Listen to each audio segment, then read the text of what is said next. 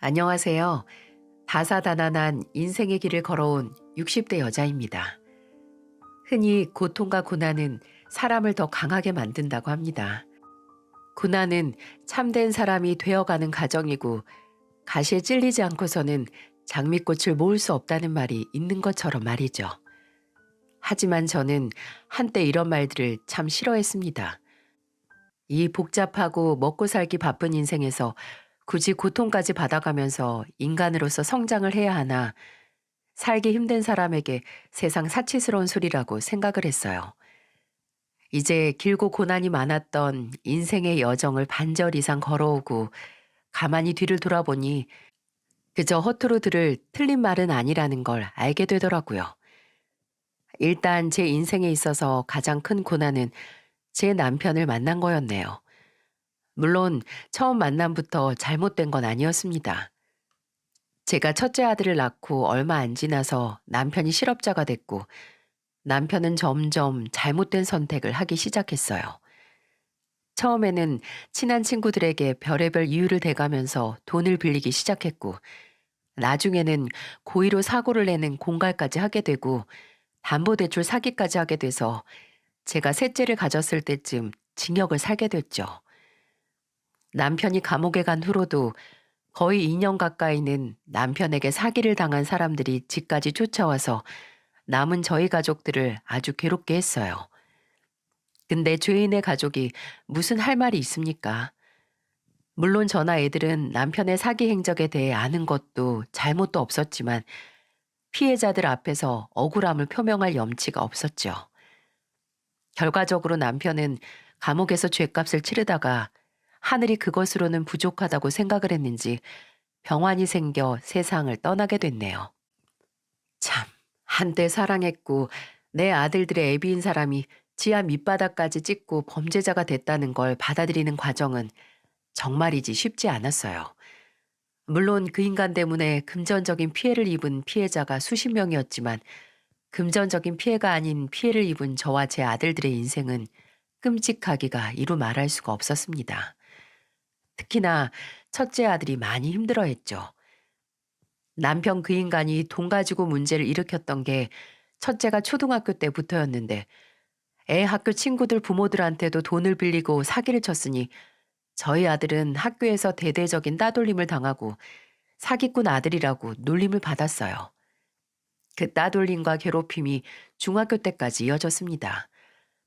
본인의 잘못이 아님에도 몇 년째 범죄자의 아들이라 낙인이 찍혀서 괴롭게 살아온 아들은 세상에도 또 제게도 마음을 닫더군요.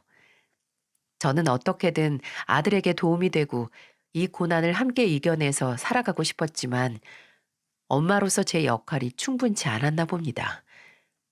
그러다 아들이 가출을 한 번 한 적이 있어요. 저는 그 당시 살고 있던 전주 시내를 정말 미친 사람처럼 며칠 동안 뒤졌죠. 그러다 아들이 가출을 하고 3일째 되던 날 전화 한 통을 받았습니다. 경찰서였어요. 아들이 늦은 밤에 술에 취한 행인을 상대로 소매치기를 하려다 미수로 경찰서에 잡혀 들어갔다는 겁니다. 잠옷 차림으로 경찰서에 갔을 때 경찰서 한가운데 고개를 푹 숙이고 앉아있던 아들의 뒷모습을 봤을 때 저는 그때 그냥 그 상태로 눈을 감고 깨어나고 싶지도 않았어요. 경찰에게 듣기로는 가출을 한 아들이 돈이 떨어져서 갈 곳이 없으니 술에 취해 길가에 있던 행인의 지갑에 손을 댔다고 하더라고요. 그때 아들은 15살이었기에 그냥 훈방 조치 후 저와 함께 경찰서를 나왔지만 먼 발치에서 터덜터덜 아무 말도 없이 저를 따라오는 아들의 발자국 소리를 들으며 아슬아슬하게 지탱해온 삶의 무게가 제 위를 턱하고 짓누르는 것만 같았습니다. 큰 길가로 나왔을 때 저는 뒤돌아서 눈물을 훔치며 아들에게 말했어요. 너 어쩌려고 이러니? 그렇게 그 인간 아들인 걸 끔찍하게 생각하고 그 인간 때문에 가족들 다 괴로워하는 거 보고 범죄자 가족이라고 손가락질 당하면서 그렇게 힘들어했으면서 어떻게 남의 돈에 손을 대려고 해? 수연아, 너 남의 지갑에 눈독 들인 거부터가 네가 범죄자 아들이라는 거 증명하는 거랑 매 한 가지라는 거 알아 몰라? 엄마가 너 힘들고 괴로운 거 너무 잘 아는데 계속 이렇게 살면 어떻게 하니? 계속 그 인간 그림자에 얽매여서 살면 어떻게 해? 수연아, 그렇게 남의 것에 손대는 짓까지 하고 집 나가서 가족들 속 까맣게 태울 정도면 차라리 엄마랑 그렇게 싫은 네 아버지 따라갈까? 그래, 그냥 여기서 끝내버리자. 이렇게 살아서 뭐 하니? 지금도 두고두고 후회하고 있지만 저는 그때 제 감정을 이기지 못하고 아들 앞에서 통곡을 하며 차도로 뛰어들었어요. 아들은 놀라서 저를 붙들었고 저희들은 얼싸안고 땅을 굴렀죠. 저는 울면서 이제 다 끝내자고 하면서 울고 아들은 저를 붙들고 울었습니다. 아들은 벌개진 얼굴로 덜덜 떨면서 제게 매달리며 말했어요. 엄마, 엄마 잘못했어요. 다신 안 그럴게요. 다신 남의 물건에 손 안 대고 다시는 엄마 속 안 섞일게요. 엄마, 정말 죄송해요. 제가 잘못했어요. 그래, 엄마가 수연이 마음 다 알아. 우리 여기서 새로 시작하기로 하자. 죽어야 새로 태어날 수 있는 것처럼 너랑 나랑 여기서 한번 죽었다 치고 새로 시작해. 어? 우리 가족 힘들게 한 그 인간이 더는 힘들게 하지 못하게 강해지고 행복하게 살자. 수연아. 엄마가 너무 미안해. 그날 저와 아들은 가족을 지옥의 구렁텅이로 빠뜨리고 저만 하늘로 가버린 그 인간의 그림자에서 벗어나 새로 태어났습니다. 전주에서의 생활을 정리하고 무리를 해서 서울로 이사를 했어요. 아무도 우리 가족의 어두웠던 과거를 아는 사람이 없는 곳으로 가서 새 인생을 시작했어요. 하지만 무리를 해서 이사를 한 만큼 새 출발은 그리 여유롭지는 못했습니다. 단칸방에서 저와 두 아들 그리고 막내인 딸이 생활을 해야 했죠.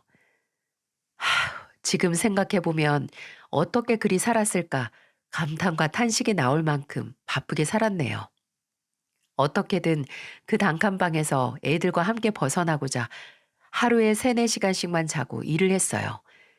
지금보다 젊었을 적 체력을 다 낭비해서 그런가 지금 제게 남은 건 지긋지긋한 근육통과 만성적인 관절 통증 그리고 한 번의 허리 수술이 있었네요. 하지만 그렇게 미래에 대한 두려움 없이 일을 했기에 애들을 잘 키워낼 수 있었습니다.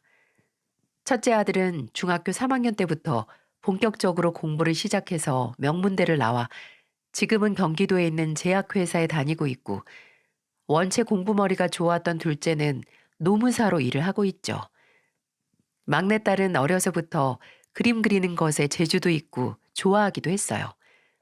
미대를 나온 후에 화장품 회사에서 디자이너로 일을 하다 일찍 결혼한 후에는 집에서 프리랜서로 일을 하고 있고요. 지금도 참 나는 남편 복은 지지리도 없지만 자식 복은 넘치다 못해 솟을 정도로 많다고 자부합니다. 뭐 착하고 똑똑하고 능력이 좋다는 장점들보다도 그저 제가 걱정 안 하게 저들이 알아서 잘 사는 게 바로 효자 효녀인 거죠. 하지만 그 평화도 얼마 가지 못하더군요. 첫째 아들이 20대 후반이었을 때 결혼을 하겠다며 아가씨를 데려왔었어요. 지금은 자세하게 기억은 안 나지만 참 조용하고 얌전한 인상이었던 것 같네요. 부모님도 그렇고 조부모님까지 의사라던 아가씨는 아들의 제약회사와 협업을 하던 회사의 직원이라고 하더군요. 결혼 준비는 무리 없이 잘 진행됐고 상견례까지 했는데 하루는 아들이 술이 거나하게 취해서 들어왔어요.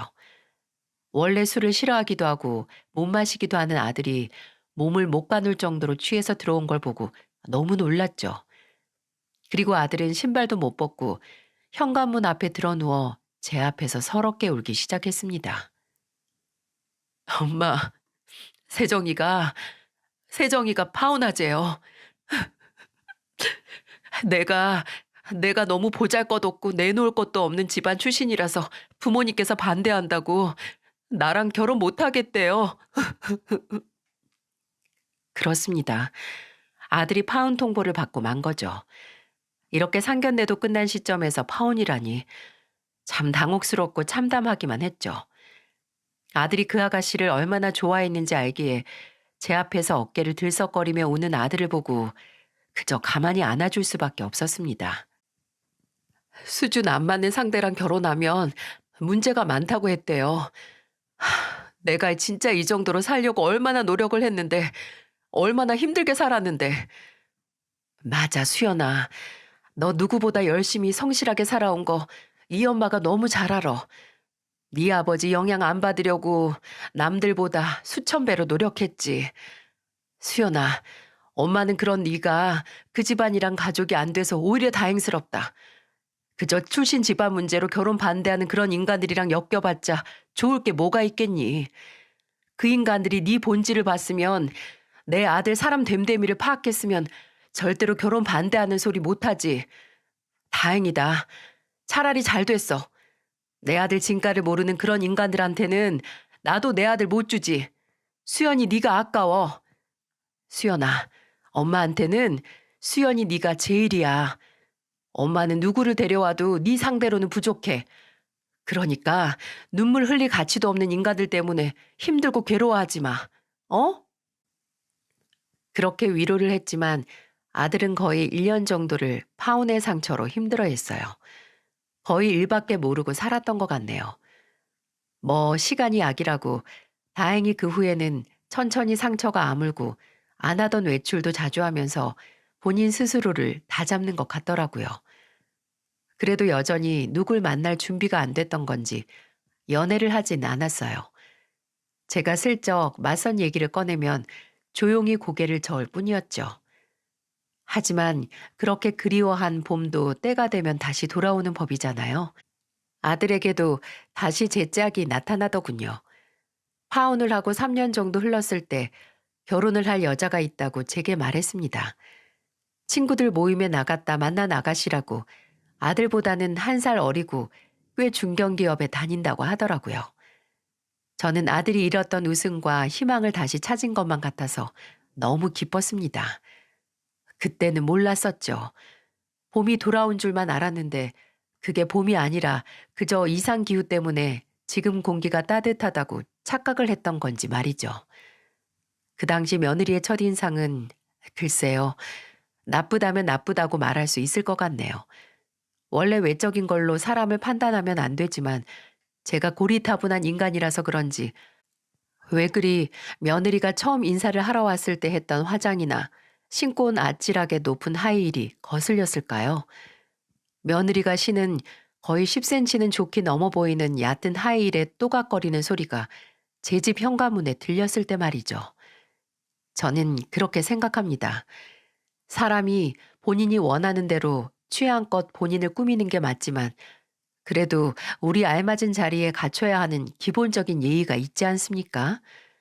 평소에는 본인이 원하는 대로 마음껏 입고 꾸미는 게 괜찮지만 그래도 집안 어른을 뵈러온 자리에서 앉으면 어디가 보일까 남이 걱정이 되는 짧은 치마와 누구 발 하나 밟으면 피 볼 것 같은 하이힐, 그리고 눈을 마주치면 자꾸 흠칫 놀라게 되는 짙은 화장까지, 참 한마디로 말해 아쉬웠습니다. 그날만 본인이 원하는 치장을 꾹 참을 수 없던 걸까? 아니면 이 자리가 그걸 참을 만하다고 생각할 만큼 중요한 자리라고 여기지 않아서일까 하고 아쉬운 마음만 들더라고요. 하지만 뭘 입었든 질문을 하면 말이 참 짧든 한 번 파혼의 아픔을 겪은 아들을 구해줬다고 생각되는 며느리를 보니 제 개인적으로 아쉽고 또 마음에 안 차는 부분들도 다 이해가 가고 신경 쓸 거 없다고 저 자신을 다독일 수 있었어요. 그리고 무엇보다 며느리가 결혼 전 임신까지 했거든요. 찾아온 축복은 다 이유가 있는 법 아니겠어요? 아들이 좋다고 하고 또 뱃속에 새로운 가족까지 품고 있으니 저 또한 기쁜 마음으로 며느리를 가족으로 환영을 했죠. 하지만 아무리 제게 고마운 존재라고 생각이 될지라도 넘어갈 수 없는 일이 생기고 말더군요. 상견례 날 사부인은 식사가 끝나갈 때쯤 가방에서 작은 쪽지 하나를 꺼내더니 이렇게 말하더라고요. 사돈, 사돈도 딸이 있는 입장에서 하나 있는 딸 시집 보내는 마음 잘 아시리라 믿습니다. 그럼요. 저도 우리 주경이 보낼 때 참 많이 울었어요. 가서 사랑만 받으면서 잘 살까 하고요. 알죠. 아, 그럼 얘기하기가 수월하겠네요. 제가 어제 급하게나마 사돈과 우리 김서방에게 결혼 후 꼭 지켜야 할 사항을 정리해 왔어요. 그리고 사부인은 들고 있던 쪽지를 펼쳐서 세상 진지한 얼굴로 읊어나가기 시작했어요.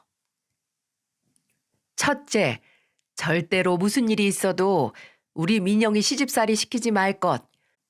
요새 세상이 어떤 세상인데 시어머니가 며느리를 못 살게 굴겠어요. 안 그럽니까, 사돈? 그리고 두 번째, 아무리 먹고 살기 힘들어도 용돈 요구하지 말 것. 참 촌스러운 짓이죠? 사돈도 이제 60대뿐이 안 되셨잖아요. 한창 일할 나이에 그저 부모라고 자식한테 손 벌리면 안 되죠. 그리고 세 번째, 폭언, 욕설, 가스라이팅 하지 말 것. 아, 이 가스라이팅은 심리학적 용어인데, 가스라이팅은 심리학적 용어가 아니고 엄밀히 말하면 문학적 용어입니다, 사부인. 저도 그게 뭔지 알고 있어요. 차라리 세뇌라고 하시는 게 어떻겠나요? 어머, 그런가요? 아무튼 그럼 네 번째. 명절에 괜히 애 불러서 이것저것 시키지 않기. 요새 어느 집에서 명절에 아침부터 불러서 굳은 일 시키겠어요. 그냥 연휴는 연휴답게 보내는 게 좋죠. 그리고 마지막 다섯 번째. 이 중 하나라도 여기 사돈과 김서방이 어길 시에는 깨끗하게 재산 분할하고 이혼을 한다. 어때요? 어렵지 않겠죠? 솔직히 말하자면 저는 그 자리에서 사부인에게 침이라도 뱉고 아들을 끌고 나오고 싶었어요. 이래서 머릿속에 있는 말을 입으로 내뱉으면 전쟁이 난다고 하나 봅니다. 불쾌하고 어처구니가 없었지만 그래도 내 사랑하는 아들의 처가가 될 집이니 그 자리에서 쌍욕은 하지 못하고 최대한 침착하게 말했어요. 사부인, 제가 생각하기에 지금 쇠뇌를 하고 있는 건 사부인인 것 같네요. 아직 일어나지도 않은 일을 마치 이미 일어나서 피해를 입은 것처럼 말을 하고 있으니 말이죠. 저도 딸 가진 부모라서 지금 사부인이 하는 걱정을 모르는 건 아닙니다. 하지만 아무리 그래도 입 밖으로 제 걱정을 쏟아놔서 이제 가족 될 사람들을 불쾌하게 만들진 않았어요. 그저 내 자식의 선택을 믿고 앞으로 본인 스스로 꾸려나갈 일이니까 부모로서 지켜볼 뿐이죠. 자식은 늘 부모 눈에 애라고 하지만 이렇게 정성스럽게 적어와서 줄줄줄 읽으면 듣고 있는 같은 부모인 제 마음이 어떻겠습니까? 그런데 참 우스운 게 이렇게 남을 불편하게 만들 정도로 딸을 아끼는 사람들이 딸이 결혼할 때는 아무것도 내놓지 않더라고요. 아, 하나 있네요. 거의 새거나 마찬가지라는 냉장고 하나가 말이죠. 아들은 제가 아들 결혼을 위해 모아뒀던 1억이라는 돈과 본인이 모은 돈에 대출을 조금 껴서 24평 신혼집을 구할 수 있었어요. 며느리는 뭐 국민평수인 32평을 고집했지만 아들은 앞으로 열심히 돈 벌어서 넓혀가면 되는 거 아니냐며 설득했죠. 근데 그 집에 사돈네나 며느리가 해온 혼수는 중고 냉장고가 전부였어요. 아니, 그래요. 있는 사람이 더 내면 되는데 너무 말과 행동이 다른 거 아닌가요? 딸한테 해서는 안 될 행동 강령까지 써오는 부모가 딸이 결혼할 때는 혼수를 중고 냉장고 딸랑 하나 해주고 또 24평은 좁다고 32평 정도는 돼야 산다고 남들 다 그렇게 산다고 했던 며느리도 남들 다 해오는 제대로 된 혼수 하나 해오지 않았으니 말이죠. 저는 이때 다시 한번 쎄한 기운을 감지했습니다. 그래서 아들에게 말했어요. 나중에 자식들 대학 가기 전까지는 절대로 집 명의를 공동 명의로 하지 말고 네 단독 명의로 하라고 말이죠.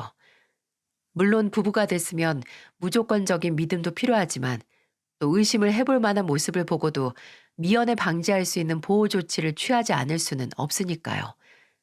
아들은 제게 제가 뭘 걱정하는지 안다고 알겠다고 걱정 말라고 하며 안심을 시켰죠.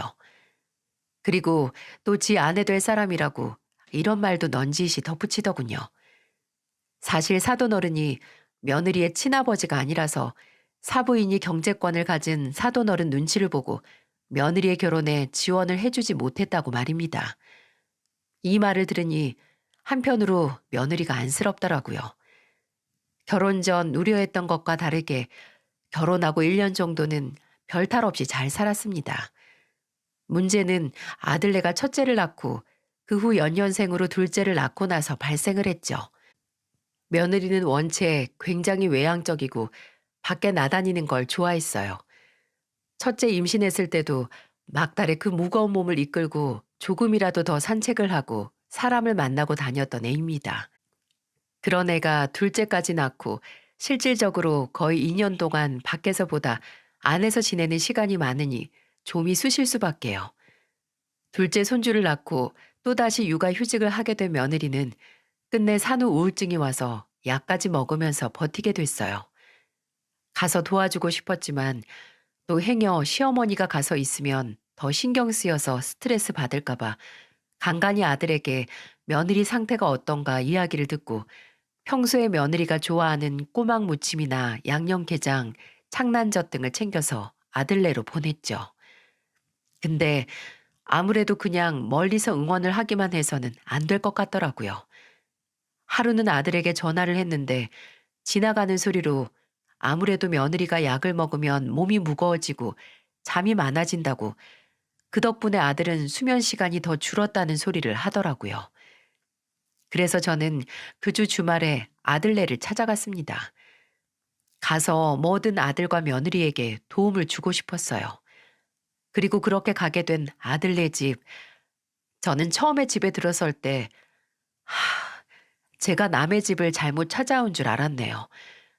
처음 집안에 내딛는 순간부터 얼마나 바닥 청소를 안 한 건지 끈적거려서 양말이 쩍쩍 들러붙었고, 거실에는 벗어놓은 옷가지와 애기들 용품이 어지럽게 나뒹굴고 있었어요.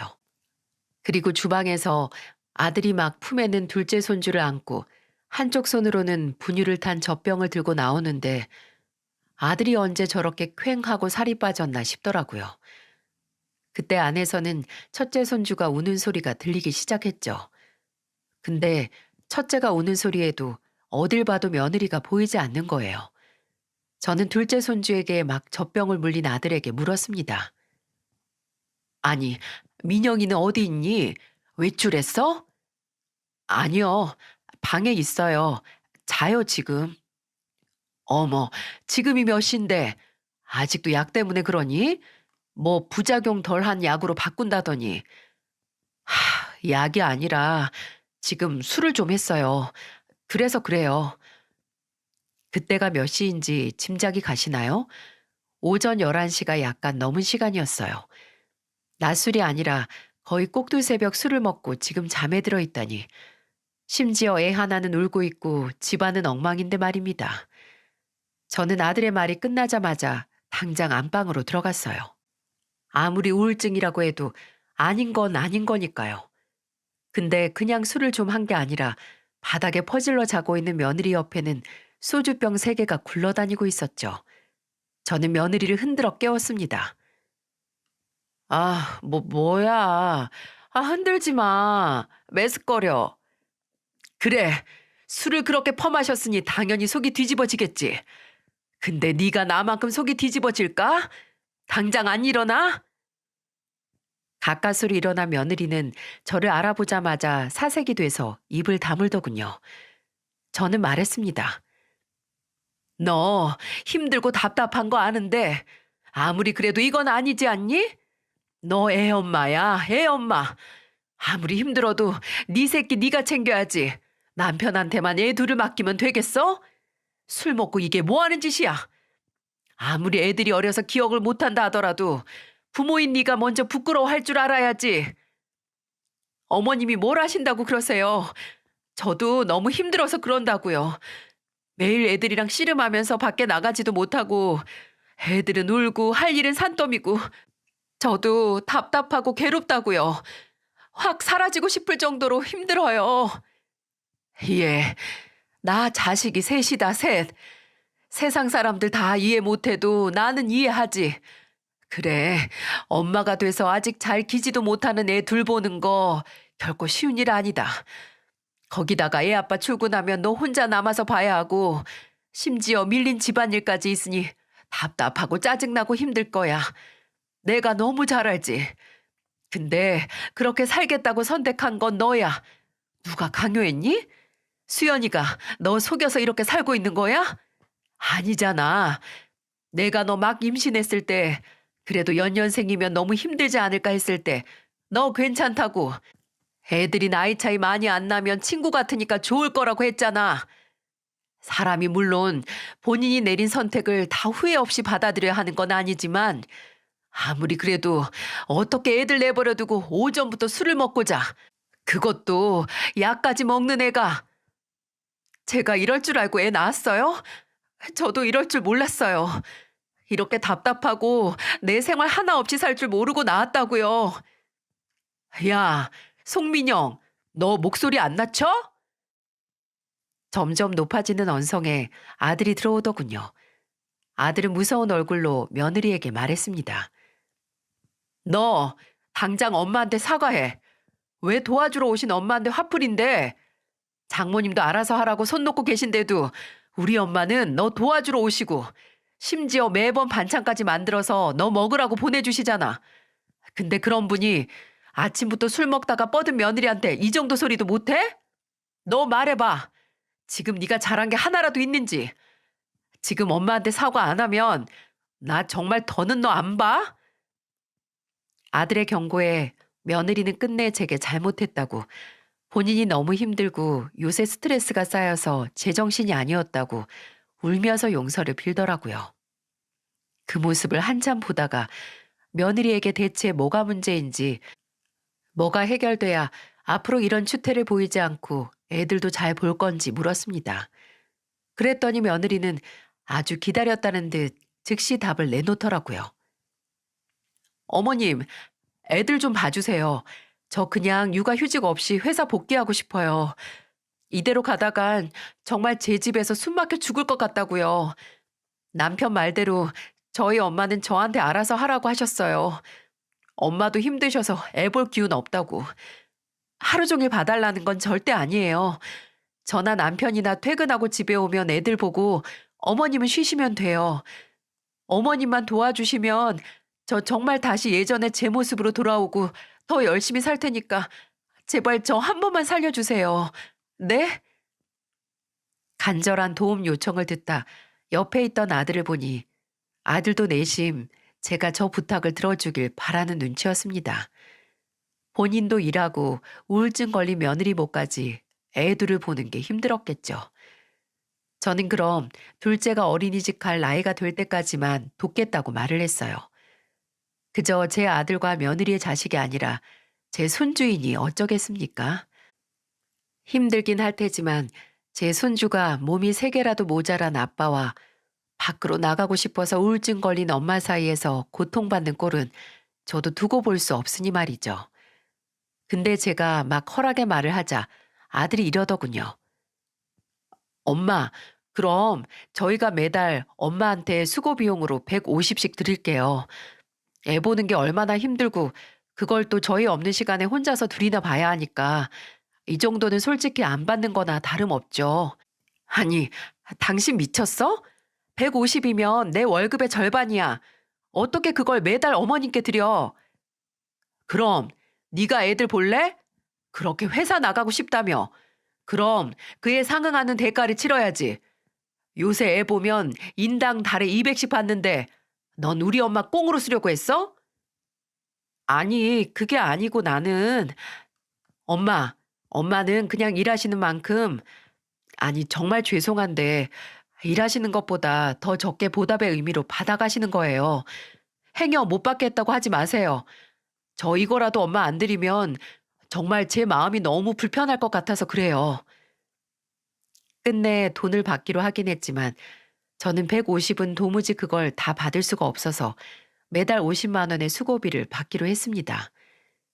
애들 벌이 뻔히 알고 또 이 집 살 때 빌린 대출금도 남아있는데 제가 어찌 그 돈을 마음 편히 받을 수 있겠어요?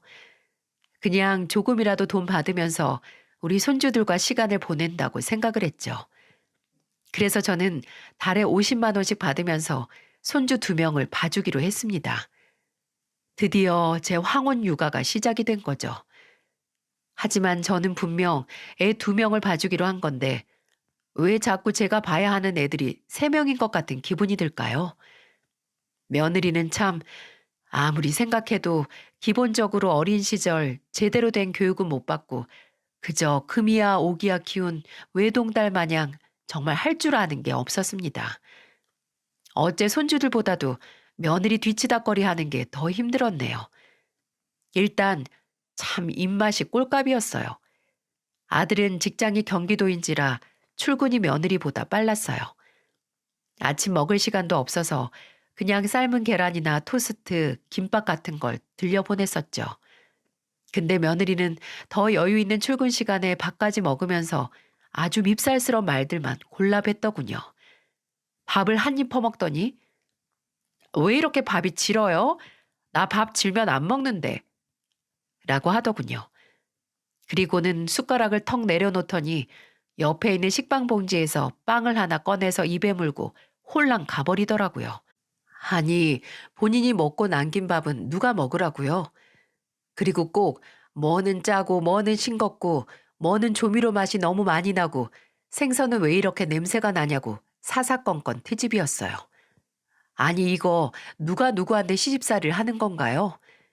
나중에는 짜증이 나서 며느리가 국이 짜다고 하면 그럼 타먹으라고 물을 가져다 줬고 또 싱겁다고 하면 간장이나 소금을 가져다 줬습니다. 알아서 쳐서 먹으라고요.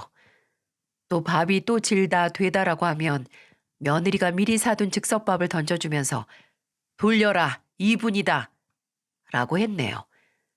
하지만 이것보다도 저를 화나게 한 건 바로 며느리의 입고 있던 옷을 허물처럼 벗어서 그 자리에 그대로 두는 습관이었습니다. 아니 무슨 뱀이냐고요. 대체 무슨 취미길래 본인이 입었던 옷들 그냥 바닥에 두냐는 말입니다. 심지어 하루는 제게 이러더군요. 어머님, 제가 벗어둔 스타킹은 꼭 손빨래 하셔야 돼요. 그냥 세탁기에 돌리지 마시고요. 아니, 스타킹 손빨래 그거 너 샤워하면서 그냥 조물조물해서 빨면 되지 않니? 올 나갈까 걱정되면 네가 직접 하렴. 아, 바빠 죽겠는데 샤워하면서 그것까지 어떻게 해요? 샤워하면서 바쁘기는 뭐가 바쁘니? 누가 들으면 네가 화장실 청소라도 하는 줄 알겠다. 며느리가 스타킹을 손으로 빨라고 했던 게 진심이었는지 정말 본인이 신었던 팬티 스타킹 몇 개를 뭉쳐서 다용도실 앞에 떡하니 뒀더라고요. 하지만 저는 그걸 세탁기도 또 손빨래도 하지 않고 그냥 두었습니다. 그리고 며느리가 퇴근하고 샤워를 할 때 조용히 화장실 문을 한 뼘만 열고 그대로 지가 뭉쳐둔 스타킹 뭉치를 냅다 던졌어요. 지 몸 닦을 때 스타킹도 같이 손빨래를 하라고 말이죠. 그러다가 결정적으로 이 사연을 보내게 된 사건이 터지고 말았습니다. 하루는 제가 몸 상태가 급격하게 안 좋았어요. 몸살인지 뭔지 식은땀에 오한에 열까지 나서 아주 죽을 맛이었죠. 그래도 가까스로 몸살약 하나 먹으면서 아들과 며느리가 퇴근하길 기다렸습니다. 다행히 제 손주들이 키우기 힘든 애들이 아니라 첫째도 둘째도 할미 힘들까봐 칭얼거리지도 않고 잘 있었어요. 오후 3시 정도 지났을 때 둘 다 낮잠을 자서 저도 한숨 돌릴 겸 곁에 누웠는데 약 기운 때문인지 살짝 잠에 들었네요. 그리고 몇 시간이 지났는지 잠결에 현관문 도어락 열리는 소리가 들리더니 누가 들어오는 소리가 들려서 며느리인가 보다 했어요. 제가 아직 잠기운과 약기운에 취해 거실에 누워있을 때 날카로운 목소리가 거실에 울려 퍼졌습니다. 어머님, 지금 뭐 하시는 거예요? 지금이 몇 시인데 벌써 퍼질러 주무시고 있냐고요? 저는 이때 제가 아직 자느라 꿈을 꾸고 있는 줄 알았습니다. 이게 대체 무슨 일인가요? 하루 종일 아픈 몸을 이끌고 애들 보고 청소하느라 몸이 부서지는 줄 알았는데 저들 퇴근 시간 전에 그 잠깐 애들 낮잠 자는 옆에서 잤다고 들어오자마자 불호령을 내리다니. 어느 며느리가 저 말 맞다나 본인 살려준 시어머니한테 이따위로 구냐고요. 며느리 앙칼진 목소리에 자던 애들도 깨서 울기 시작하고 저는 자다 깨서 얼른 애들을 어르고 달래서 방 안으로 데려다 둔 다음에 며느리에게 말했습니다. 너 지금 뭐라고 했냐? 뭐? 퍼질러 자? 그게 며느리가 시애미한테 할 소리냐? 아무리 네가 경우가 없고 예의가 없는 애라고 해도 너 대신 네 새끼들 봐준 나한테 어떻게 말을 그따위로 해? 애들을 봤다고요? 거실 한가운데 누워서 잠이나 자는 게 애들을 보는 거예요? 그리고 지금이 몇 시인데 벌써 이렇게 집안에 커튼을 쳐놔요. 이것 봐. 어머님이 본격적으로 자려고 이렇게 해놓은 거 아니에요? 아직 음식 냄새 하나 안 나는 걸로 봐서 아직 저녁 식사 준비도 안 하셨고요. 청소는 뭐 아침이랑 달라진 게 하나 없네요. 진짜 아무리 가족이라고 해도 돈 받는 값어치는 확실히 하셔야죠. 뭐? 값어치? 야, 너나 인간 값어치 해라. 양심도 없는 게 그렇게 도와달라고 제발 애들 좀 봐달라고 빌던 게 하다 하다 이제 갑질을 하려고 하네. 얼마나 밖에서 대접을 못 받고 살았으면 고작 시애미한테 50만 원 주면서 이렇게 갑질을 해. 갑질은 시어머니라고 돈 받으면서 일도 제대로 안 하는 어머님이 하는 게 갑질이고요. 말이 나와서 하는 말인데 어머님 요새 진짜 너무하시는 거 알아요? 화장실에는 며칠째 물때가 안 없어지고 음식도 매일 똑같은 반찬에 똑같은 찌개만 내놓으시고 심지어 제일 기본적인 청소도 제대로 안 하시잖아요. 어머님 혹시 젊어서 막 결혼하셨을 때도 이러셨어요? 말이나 똑바로 해라. 화장실 물 때는 네가 백날 첫날 내가 물기 좀 제거하고 나오고 후황 좀 키고 나오라고 그렇게 하는 거 안 들어먹어서 그런 거고 음식은 네가 무슨 왕인 줄 아니?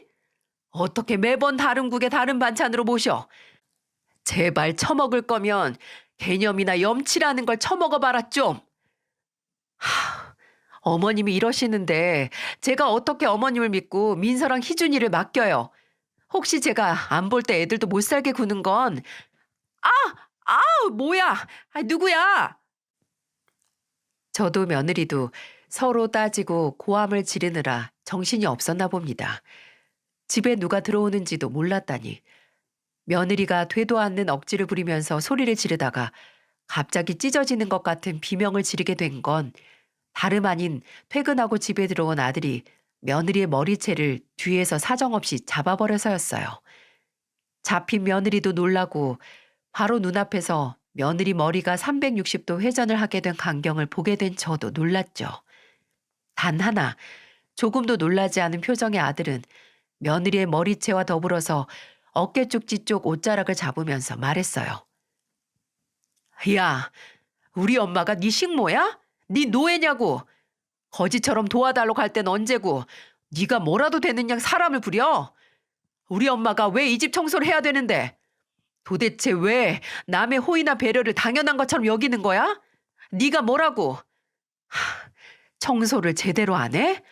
그래, 이 김에 시원하게 청소해보자. 너같이 인성 더러운 쓰레기는 그냥 걸레 쪼가리처럼 다뤄야 돼. 아들은 붙잡고 있던 며느리가 방바닥에 쓰러지자마자 잘 됐구나 하며 붙들은 며느리의 머리카락과 옷자락을 이리저리 끌고 다니기 시작했어요. 마치 커다란 손걸레로 바닥을 훔치듯 말이죠. 며느리의 비명소리는 점점 커졌고 저는 더 이상 보고만 있을 수 없어서 아들을 뜯어말렸어요. 아무리 맞을 만한 짓을 저질렀어도 제 아들이 폭력을 휘두르는 꼴은 도저히 못 보겠더라고요. 아들은 며느리의 머리채를 놓은 후로도 분이 안 풀렸는지 연신 시근덕거리면서 며느리를 노려봤어요. 그리고 며느리는 서럽게 울면서 아들에게 소리를 질렀습니다. 네가 뭔데 날 이렇게 막대해? 그러는 너는 대체 뭔데 우리 엄마한테 막대하는 건데? 누가 막대했다고 그래 누가? 정당하게 돈 들이면서 해야 하는 일 하라고 하는 게 막대하는 거야? 그리고 얼마를 줬든 우리가 어머님을 월급 주면서 채용한 거나 마찬가지잖아. 너 머리가 그렇게 나쁘냐? 너는 누구 채용할 때 거의 바닥에 무릎 꿇다시피 하고 울면서 제발 살려달라고 해? 우리 엄마는 우리 도와주려고 고작 50만 원 받으시면서 이 나이에 황혼유가 하시는 거야. 너 우리 엄마한테 매번 싸가지 없게 하는 건 알았는데 이따위로 경우 없게 굴지는 몰랐다. 이건 뭐 썩은 양파도 아니고 뭐 까도 까도 더한 게 나와? 내가 언제 싸가지 없게 굴었다고 그래? 며느리가 발을 동동 구르면서 소리를 지르자 아들은 성큼성큼 걸어서 거실 TV 옆에 장식장으로 다가갔어요. 장식장 위 몇 개 놓여있는 액자와 화분 뒤에서 뭔가를 꺼내서 며느리 앞에 들어보였습니다. 이게 뭔 줄 아냐? 녹음기다, 녹음기. 나는 네가 술 처먹고 엄마한테 꼬장 부렸을 때부터 언젠가 완전히 선을 넘을 줄 알았어. 그래서 엄마가 애들 봐주시려고 집에 들어오셨을 때부터 매일 이 녹음기를 여기에 설치해두고 갔다고. 이게 사람 음성을 인식해서 자동으로 녹음이 되는 건데 너 진짜 가관이더라. 지 머리카락이 방바닥에 구르고 있는데 바닥 청소 안 하고 우리 엄마 탓하고 민서가 물 엎질렀다고 또 왜 물잔을 거기다 뒀냐고 엄마 탓하고 제정신이냐? 계속 받아주니까 아주 끝까지 가지? 녹음기? 진짜 어이가 없다. 사람을 얼마나 못 믿으면 그딴 더러운 짓까지 해? 이럴 거면 나랑 결혼 왜 했냐? 그렇게 못 믿는 여자랑 애는 왜 낳고 살아? 그래, 나도 진짜 속이 쓰리게 후회 중이야. 네가 이 정도로 막장인 인성인 줄 네 부모도 몰랐겠다. 그리고 이제 그 후회도 더 큰 후회하기 전에 끝내려고. 이혼하자. 너 같은 애랑 도저히 하루도 더 얼굴 마주보고 못 살겠으니까. 이 다음에 어떻게 됐을까요? 아들의 이혼 선언은 며느리 속에 있는 악마를 일깨운 것 같았습니다. 아주 악다구니를 쓰면서 네가 뭔데 나랑 이혼을 해. 니까짓 게 나만한 여자 다시 만날 수 있을 것 같냐? 취소해라. 안 그러면 후회하게 해준다라고 하면서 참 추잡스러운 방법으로 매달리더군요. 보는 사람이 다 수치스러울 정도로 말이죠. 끝내 아들은 절대 이혼 못한다는 며느리 뒷덜미를 잡고 집에서 내보냈습니다. 내 집이니까 나가라고. 여기는 이제 네가 들어올 곳이 아니라고 아주 엄포를 놓고 문을 걸어 잠궜어요. 거실로 돌아온 아들의 얼굴은 마치 일주일 동안 물도 먹을 것 없이 산속을 헤맨 방랑자가 끝내 출구를 찾은 것 마냥 지쳐있고 또 한편으로는 후련해 보이기까지 했습니다. 그런 아들에게 긴 말을 하지 않았어요. 저도 이혼이 최선의 방법이라고 생각하지만 또 그 어떤 선택이든 아들을 믿으니 응원해 줄 거니까요. 잘못된 길로 들어섰다 다시 출발선으로 돌아온 아들의 손을 그저 꼭 잡아줬네요. 아들은 곧바로 이혼 소송을 했습니다. 며느리는 계속해서 이혼은 못한다. 본인은 잘못 없다고 하다. 나중에는 아예 이혼에 대한 책임이 모두 아들과 제게 있다는 식으로 본인 변호사를 통해 몰아갔어요. 하지만 그건 사실이 아닐 뿐더러 증거도 없었고 아들에게는 녹음기라는 증거가 있었기에 며느리의 말은 씨알도 먹히지 않았죠.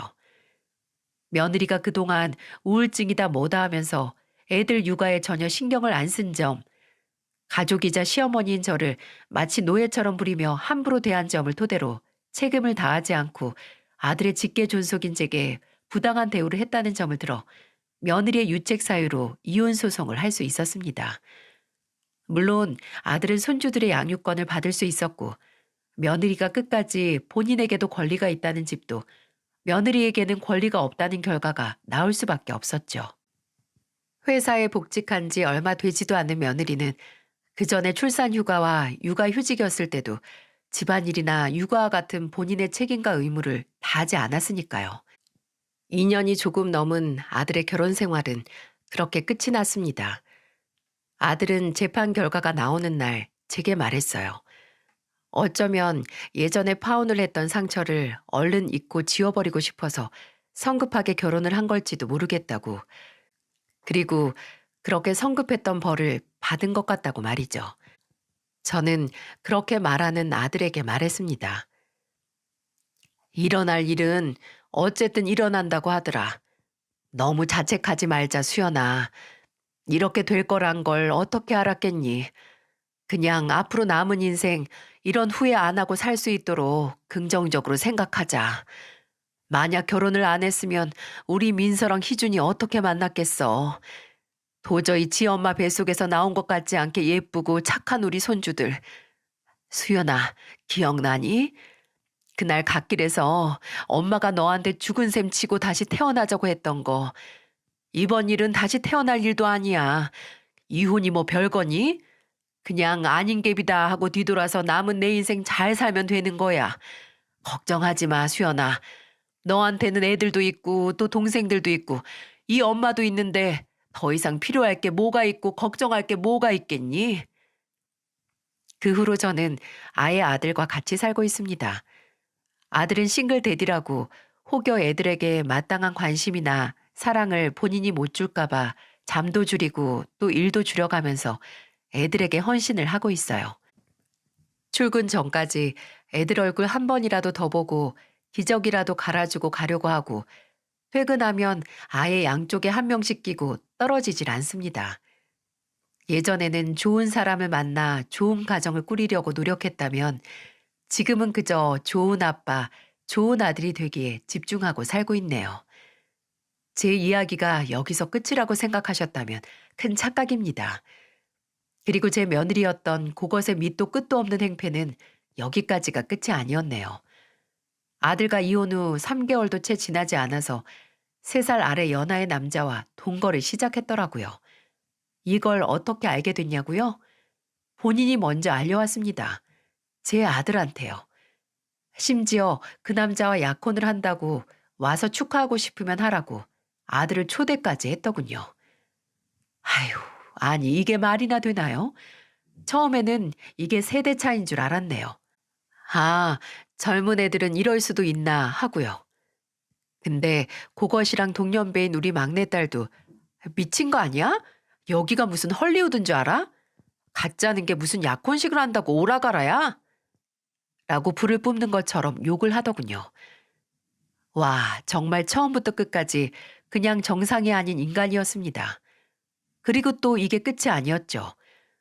약혼식을 한다고 그 유난을 떨고 1년도 되지 않아서 또다시 아들에게 연락을 해왔어요. 처음에는 저도 몰랐습니다. 하루는 식탁 위에 있던 아들의 휴대폰이 계속 같은 번호로 울리길래 둘째를 재우던 아들에게 물었죠. 얘, 이거 누구니? 아니, 누군데 아까부터 쉬지 않고 계속 전화를 해대? 근데 알고 보니 그것이었어요. 며칠 전부터 계속 전화를 한다고 하더라고요. 그 약혼한 남자와 헤어졌다고 그 남자가 신혼집 전세금 가지고 잠수를 탔다며 도와달라고 아들에게 연락을 했다는 겁니다. 아휴, 아니, 제 아들이 무슨 호구도 아니고 부르면 달려가는 구조대원도 아니고 왜 이미 볼장 다 보고 끝난 사람한테 동정을 구걸하느냐 말이죠. 근데 그래도 아들이 넘어오지 않고 무시만 하자 이제는 애들이 보고 싶다고 제발 애들 좀 보여달라고 한다고 하더라고요. 근데 저나 아들이 미쳤나요? 그것을 굳이 우리 손주들에게 보여주게요. 안 그래도 아들하고 차라리 애들이 엄마가 어떤 인간인지 기억도 못하게 어릴 때 헤어진 게 참 잘 됐다고 했었는데 왜 있을 때는 모른 척하던 엄마도 아닌 그것에게 애들을 보여줄 순 없죠. 그리고 또 그것은 어차피 이혼하고 단 한 번도 양육비를 지급한 적도 없어서 의무도 다하지 않았으니 뭐 권리도 없습니다. 그리고 만약 끝까지 지가 뭐 결혼 사기를 당했네, 폐인 생활을 하네 하면서 양육비 지급을 안 한다면 나중에는 국가적으로 받을 수 있는 방법을 써서 받을 예정입니다. 예전에는 종종 그런 생각을 했었어요. 왜 내게만, 왜 아들에게만 이렇게 힘든 일이 연속으로 생기는 걸까? 그냥 평범하게 소소한 행복을 누리며 사건, 사고 없이 살 수는 없는 걸까 했어요. 근데 가만히 생각해 보면 그 평범하고 소소한 행복이라는 기준은 저마다 다르잖아요. 행복과 불행은 상대적인 것이기에 또 다른 누군가가 보기에는 저나 제 아들의 인생은 그런 건 우여곡절로 치지도 않는다는 비난을 들을 수도 있겠죠. 중요한 건 내 인생에 닥쳐온 우여곡절을 내 나름의 방법으로 이겨내고 또 다음에 찾아올 수 있는 사건, 사고를 미리 대비할 힘을 비축해 놓는 거라는 생각이 드네요. 그리고 또 하나, 그런 우여곡절 덕에 저나 제 아들의 사이가 더욱 끈끈해진 건 지울 수 없는 사실이라는 생각도 듭니다. 물론 그 우여곡절이 없이 지금처럼 사이가 단단했을 수 있겠지만 쉽게 얻는 건 쉽게 가는 법이라고. 땅을 단단하게 만드는 방법은 그만큼 강한 힘과 압력으로 땅을 다지는 거라고 하잖아요. 아마 지금까지 일렁거리던 제 인생의 그래프가 지금의 저와 지금의 아들을 만드는 토대가 되지 않았나 싶네요. 이제 정말 이야기는 여기서 줄여야겠네요. 들어주신 모든 분들께 감사드리고 앞으로 싱글 대디로서 살 제 아들의 앞날도 따뜻하게 응원해 주시길 부탁드립니다.